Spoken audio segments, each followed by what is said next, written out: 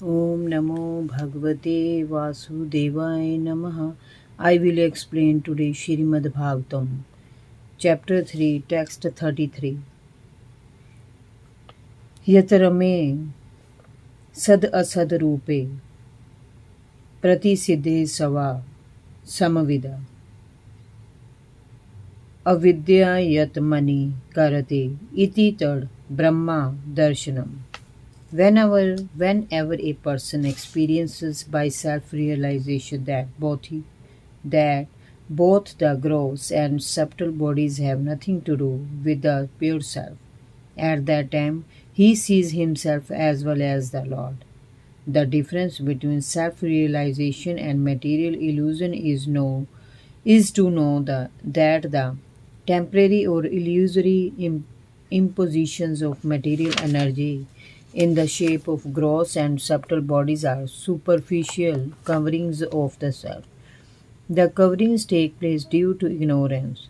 Such coverings are never effective in the person of the personality of Godhead. Knowing this convincingly is called liberation or seeing the absolute.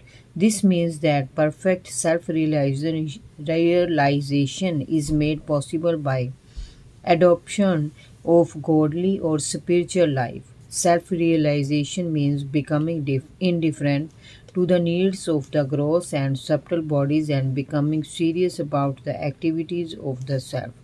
The impetus for activities is generated from the self, but such activities become illusory due to ignorance of the real position of the self. By ignorance, self interest is calculated in terms of the gross and subtle bodies, and therefore a whole set of activities is spoiled life after life. When, however, one meets the self by proper culture, the activities of the self begin.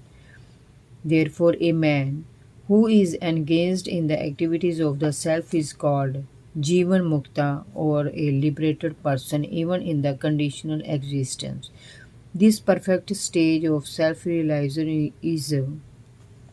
realization is attained not by artificial means but under the lotus feet of the Lord, who is always transcendental. In the Bhagavad Gita, the Lord says that He is present in everyone's heart, and from Him only all knowledge, remembrances, or forgetfulness take place. When the living being desires to be an enjoyer of material energy, the Lord covers the living being in the mystery of forgetfulness, and thus the living being misinterprets the gross body and subtle mind to be his own self, and by culture of transcendental knowledge. When the living being prays of the Lord for deliverance from the clutches of forgetfulness, the Lord, by his causeless mercy, removes the living being's illusory curtain, and thus he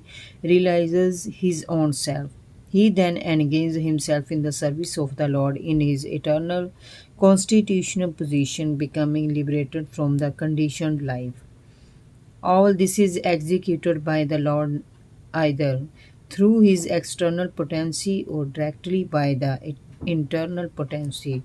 Om Namo Bhagavate Vasudevaya Namaha.